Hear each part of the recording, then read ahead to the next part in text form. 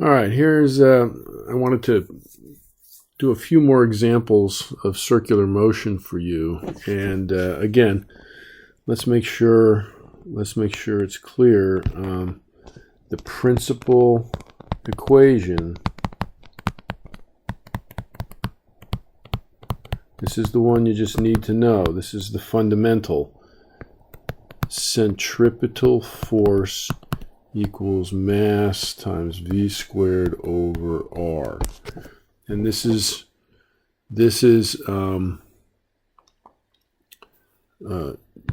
Newton's second law for circular motion. It's just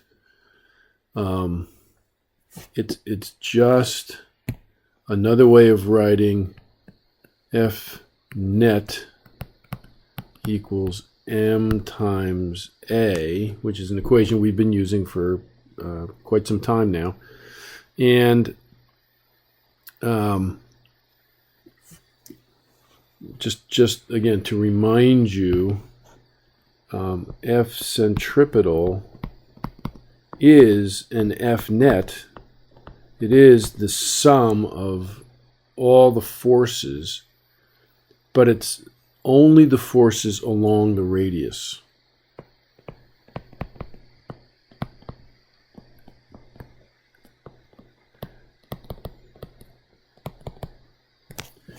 So if I draw a line from the center of the circular motion to the object, that's the radius line, and any forces that are along that line are included in the F centripetal. If there are 3 forces along that line, I have to add them all up, and we've learned how to add vectors. If they're along the same straight line, they add like scalars. You have to take direction into account, plus and minus. If there's a component of a force that lies along that line, I have to include that component. So it's just an F net, but it's restricted only to things that are along the line of the radius. That's F centripetal. And the other part of this is centripetal acceleration is v squared over r. So this right here, this component here, v squared over r in our principal equation, that's really just another way of writing a centripetal. And then I think it's easier to see that the equation we're dealing with is exactly Newton's second law, F centripetal equals m times a centripetal. And this equation is the circular analogy to the regular Newton's second law equation that we've been using for quite some time when we were doing non-circular motion or linear motion. Motion in a straight line. Okay, and just a word. Hopefully, this is clear after all the homeworks that have been done. But I just want to make it clear. What I did in class and what I'm going to do right now, I'm going to have a bunch of diagrams. And we're going to go through some F nets, and we're going to have context and vectors and. Sometimes there's an assumption that kind of effort and work is always necessary, and it all depends on the problem, what you're given and what you're asked. If here's an example. If you are given a problem where we're asked to swing a 2 kilogram rock on a 2 meter string at 2 meters per second velocity, what's the centripetal acceleration?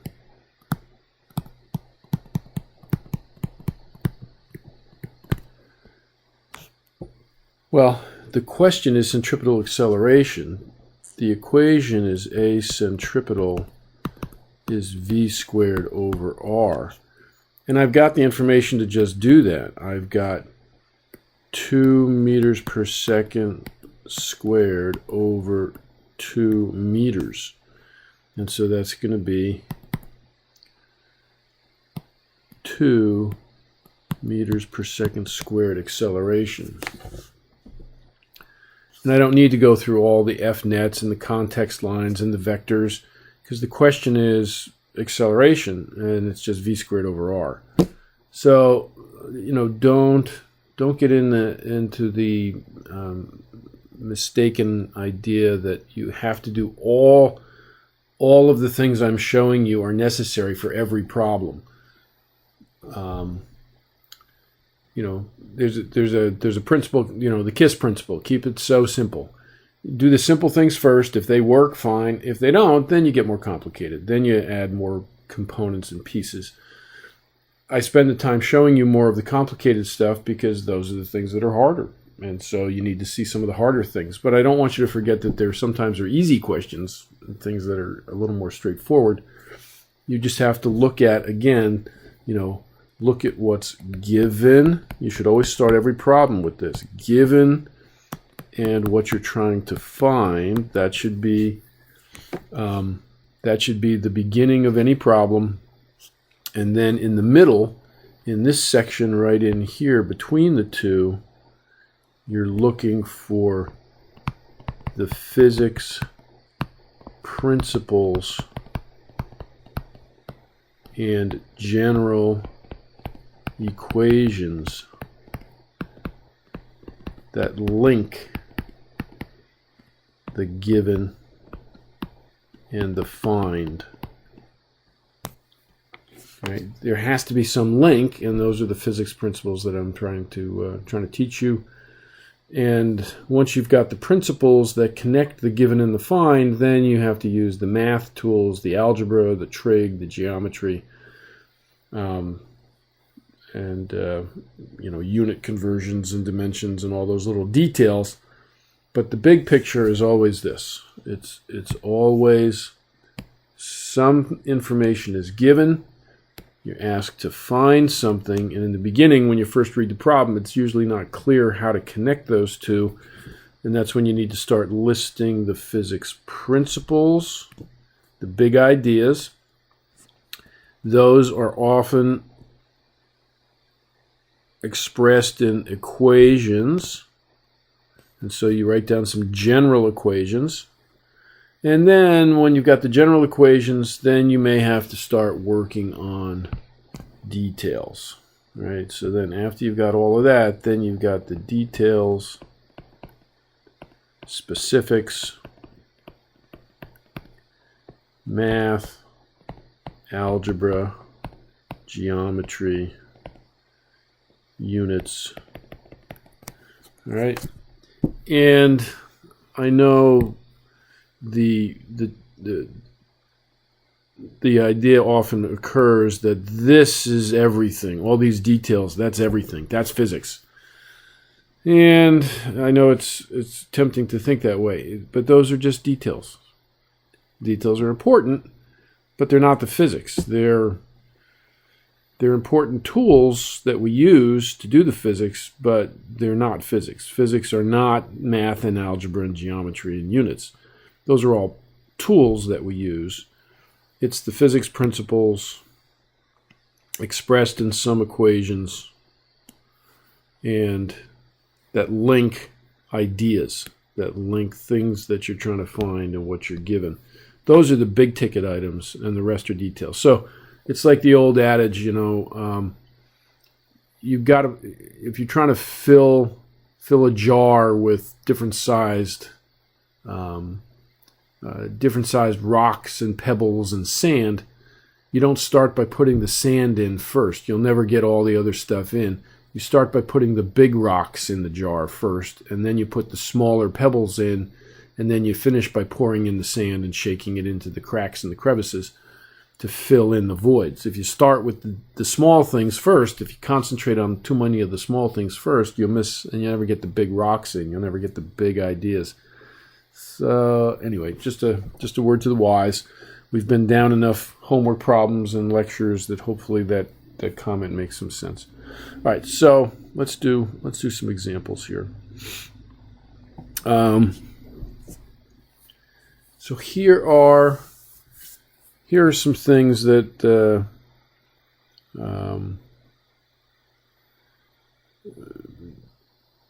it's kind of like buoyancy in a sense. Remember in buoyancy, when we talked about buoyancy, we had the idea apparent weight.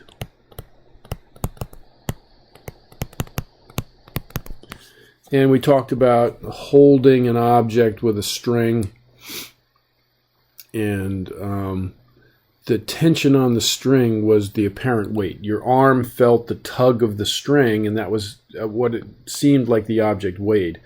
And if you were holding an object on a string out of water, it felt like its normal weight. But as soon as you put it in the water, it started to feel lighter because there was a buoyant force helping to hold it up. And the tension in the string got less and less as you dunked it further into the water, because as you displace more fluid, the buoyant force increases and the object feels lighter. And at some point, if the object's going to float, there's no tension in the string and it's floating and the buoyant force holds it up entirely. So the idea is there's an apparent weight to objects when you're talking about buoyancy. And in circular motion, there can be an apparent weight as well. And the apparent weight in circular motion is going to be the normal force. The apparent weight of an object in many instances is going to be the normal force. It could be a tension on a string. It could be. In many cases, it will be the normal force. Let's put it this way. The apparent weight will often be, it has to be a vertical force, right? It's got to be vertical.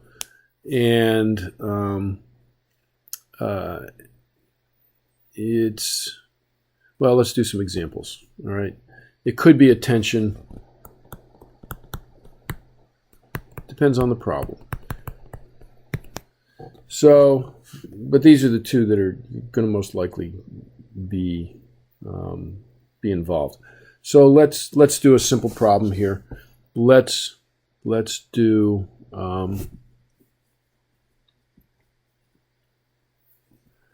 you're sitting in a car. Okay, you're sitting in a car, and the car is going to go into a little dip in the road. Okay, so here's the car.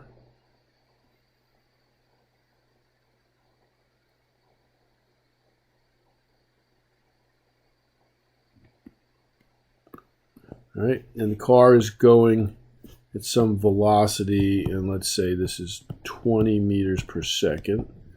And you're down inside a dip, and this dip is part of a bigger circle, right? So the center of the circle is up here, and the radius, and let's say the radius is 80 meters, okay? And you're driving along, and you're sitting in the car, right? So there's a seat in the car, and you're sitting, and there's the steering wheel, and you're sitting in the car on the seat. So there's a normal force up on you, right? So you're actually traveling in a circle. You're in the car, and you're traveling at 20 meters per second in a circle with radius 80 meters. And the point is, when you feel your weight, when you're sitting in your chair right now, you sense your weight by how much the chair is pushing up on you. And you know what that feels like. That's your normal weight. When you're sitting in a chair, the chair pushes up on you. That's the normal force. And the normal force is your apparent weight. And when you're just sitting in a chair in a room, that your normal weight is your weight. It's your apparent weight and your normal weight are the same. But when you're going in a circle, it can be different. So here, let's do our work here. Okay, let's set this up. So the question is here, what's your apparent weight? When you're at the bottom of the dip in the road, what's your apparent weight?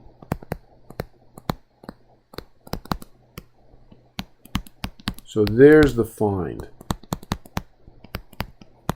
Okay, and your givens are these items that I've given you here. Your velocity here, okay, your radius here, and let's see. Let's say that you have a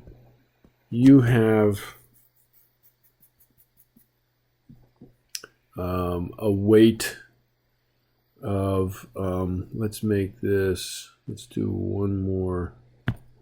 Let's say you have a weight is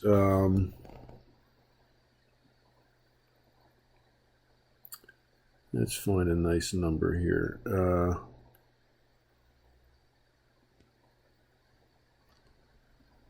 Let's say 200 newtons. Okay. All right. So roughly 200 newtons is your weight. Okay. All right. So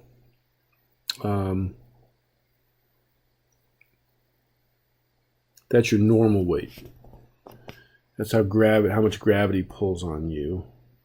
And let's do some quick calculations here. So your mass is 200 newtons divided by g little e. So let's do that. Let's do 200. No, not 2,000.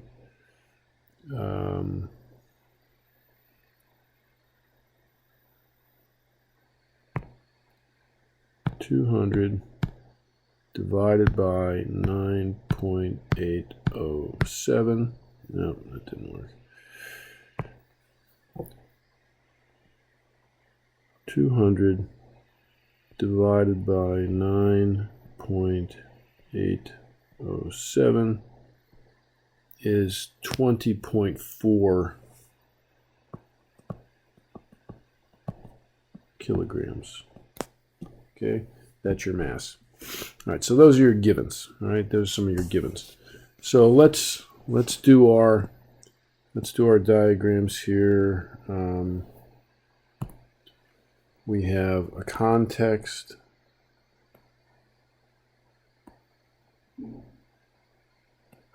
We have positive is up. We have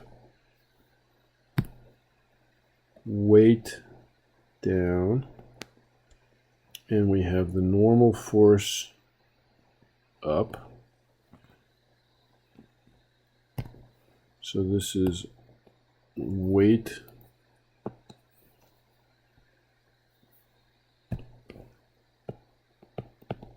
and this is the normal force. And let's put it this way. The normal force is what's keeping the car moving in a circle. There has to be some force pushing the car towards the center of the circle in order to make it go in a circle. And the normal force is going to be doing that. That's the only force that's pointing towards the center, right? But that's not the centripetal force. It is the central force pointing towards the center of the circle that's making the car go in a circle, making you go in a circle. But it's not the centripetal. Centripetal force is the net. It's the net force along the center line or the radius line. So the radius line is from the center of the circle to the object, so it's a vertical line. And F net, or F centripetal, let's do this, is the normal force minus the weight. Right? That's the centripetal force. If I look at my vector diagram, I've got the normal force in the positive direction, I've got the weight in the negative direction. They're both along the radius line. So the F centripetal is the net force along that line, and it's N minus WT. And that has to equal mv squared over r. Okay?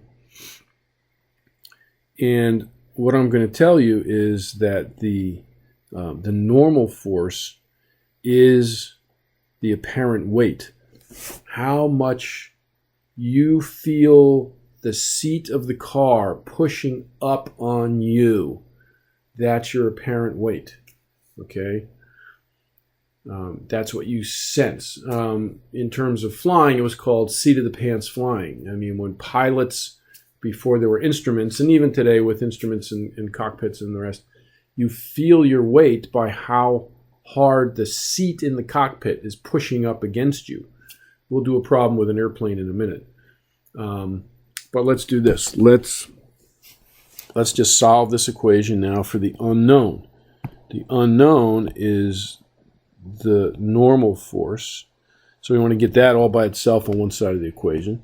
So we'll solve this and say n equals mv squared over r plus your weight. Okay?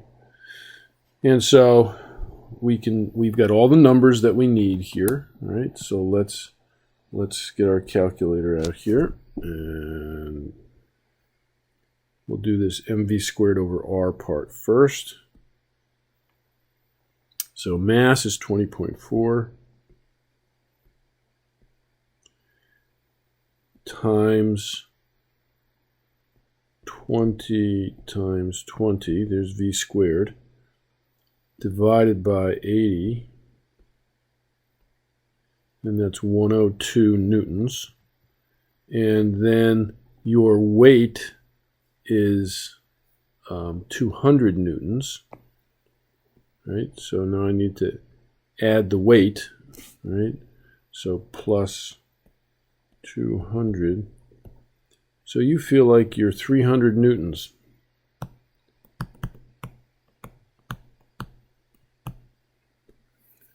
So you feel heavier. You feel heavier because the seat of the car is pushing up on you more than would be the case if the car was just driving along on a straight road. On a straight road, the car is pushing up on you, the seat of the car is pushing up on you with your weight, 200 newtons. But when you go down this dip, the road and the seat have to push up on you with more force in order to make the car go in a circle. There has to be an upward force towards the center of the circle, and so you feel heavier. You feel like 302. Okay? And let's do the same thing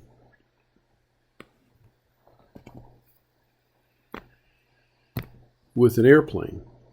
We have an airplane which is going to be in a dive, and it's going to pull out of that dive.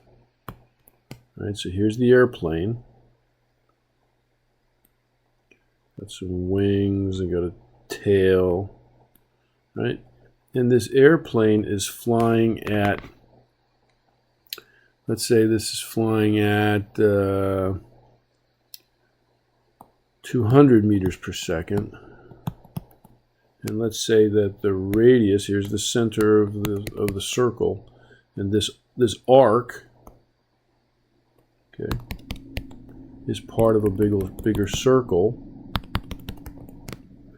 And so we're going to say that this is, let's call it 800 meters, is the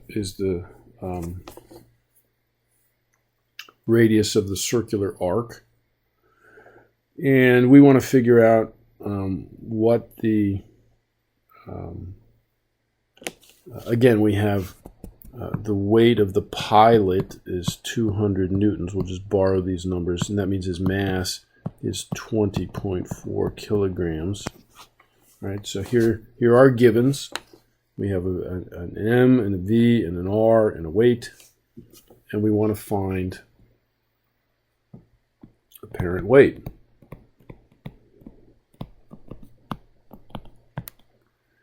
And so we can say same thing that we did before. It's going to be the exact same diagram, right? We have a weight down, and we have we could use this exact same diagram. The physical situation is so similar. We could use this exact same diagram. Weight is down, normal force is up. There's a seat in the cockpit that's pushing up on the pilot. And so we have the same equations. So we have N, let me get my pen going here.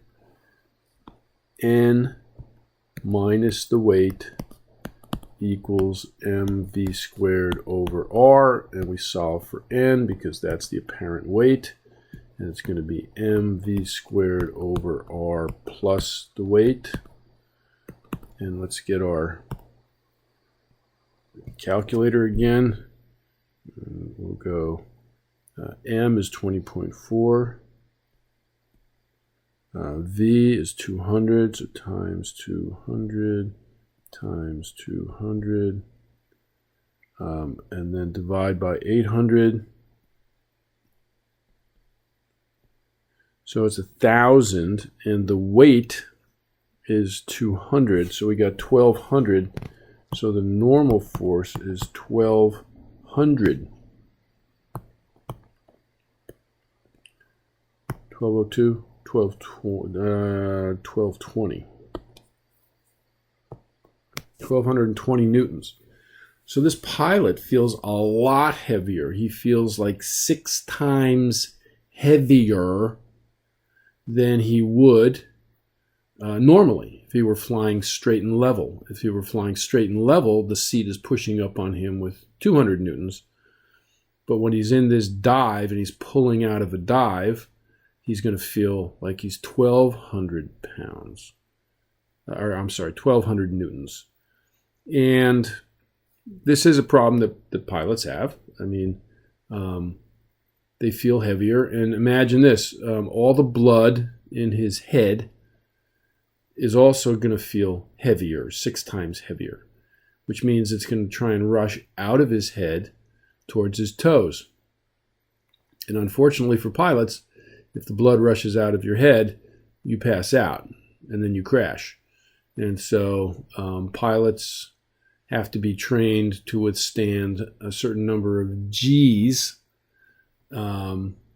and that's all related to this phenomenon of traveling in a circle, because pilots often are turning their planes in circles. And if they're in fighter circumstances and they're turning quickly in tight circles, they're going to experience this kind of an effect where the blood is going to get pulled out of their head towards their toes, and they could pass out. And so another question that we could ask is, what are the G's that this pilot feels? Okay, so let's put it this way. If he feels this, so this is the apparent weight, which means this is like M times G little e, right? Okay. Well, his mass is only 20.4 kilograms. So we're going to ask the question, how many G's, how many more G's does he feel? And you can see it's like 6 G's. He's got like 6 times more weight, right?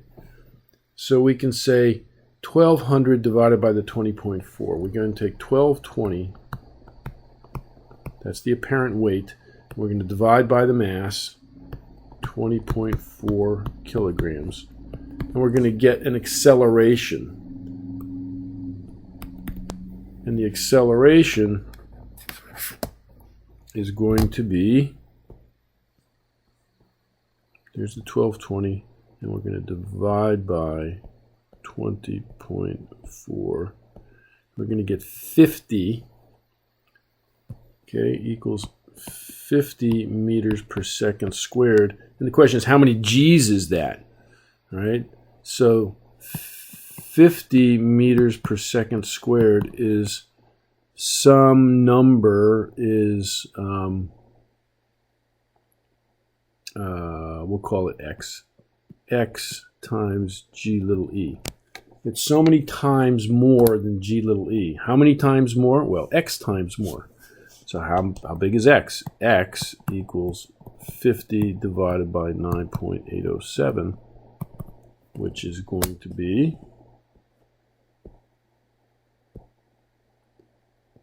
divided by 9.807 equals 5.1 Gs. 5.1 Gs. So this pilot is experiencing 5.1 Gs, which means he feels like he's 5.1 times heavier than normal. Okay? All right. So anyway, this is the idea of apparent weight. You got a car going down a dip. You got a plane going in a dive and coming down through the dive, and the pilot feeling heavier or the driver in the car feeling heavier. This can go the other way as well. Let me add a couple pages here to my document.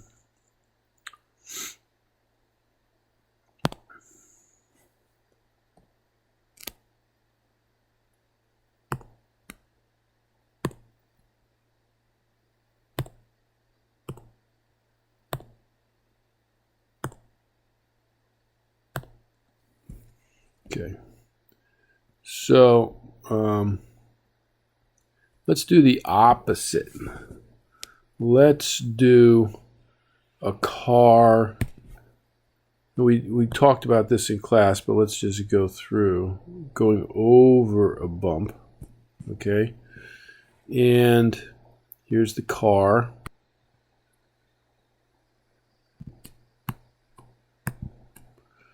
It's traveling at some velocity, and let's say the bump is part of a bigger circle, and there's the center, and the radius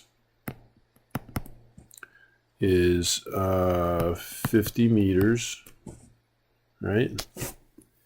And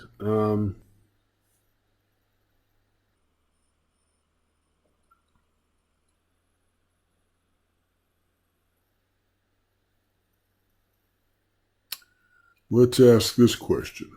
I'm not going to give you any masses. I'm not going to give you the velocity. I want to know what speed you have to go over the bump in order to just feel weightless. In order for you to feel weightless. Okay? So what V makes the driver feel weightless?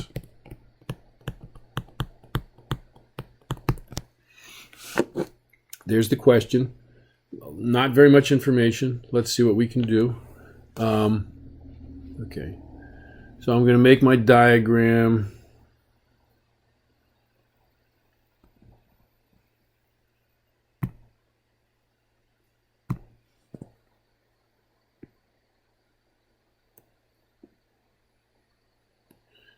I'm drawing down here because I don't have room to do it up above. The center of the circle is down, so that's positive. I have weight down. I have a normal force on the car up.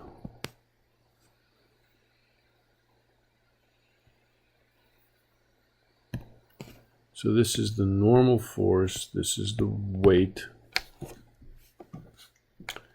And the normal force is, again, the apparent weight. So N is the apparent weight. And I want that to be 0. I want the apparent weight to be 0. So if that's the case, then then F centripetal is just the weight. If the normal force is 0, then the centripetal force is the weight. Okay? And it's positive because it's pointing towards the center. And that equals mv squared over r. And now, all right, so this is our principal equation. Okay? And we've got some of the details in.